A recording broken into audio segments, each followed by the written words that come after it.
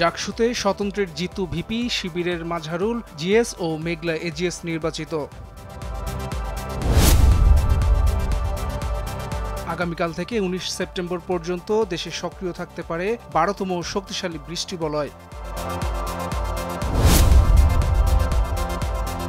বাংলাদেশে চীনের বিনিয়োগ 300% বেড়েছে বলে জানিয়েছেন বাণিজ্য উপদেষ্টা।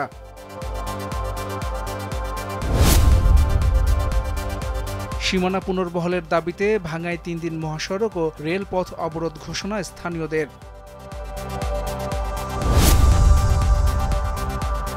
চট্টগ্রামের হামজারবাগ এলাকায় নিষিদ্ধ সংগঠন ছাত্রলীগের ঝটিকা মিছিল, আটক 4।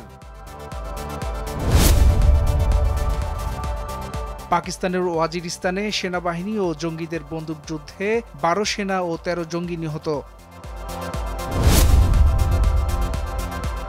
হত্যা ও মাদক পাচারের আলাদা অভিযোগে কুয়েতে এক বাংলাদেশি সহ 7 আসামির মৃত্যুদণ্ড কার্যকর।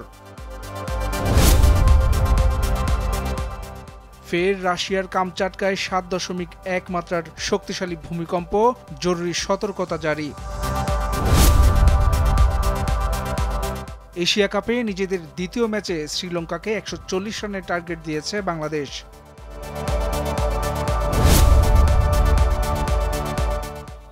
রেকর্ড 19 কোটি 24 লাখ পাউন্ড আয় করে শীর্ষে রোনালদো, তৃতীয় স্থানে মেসি।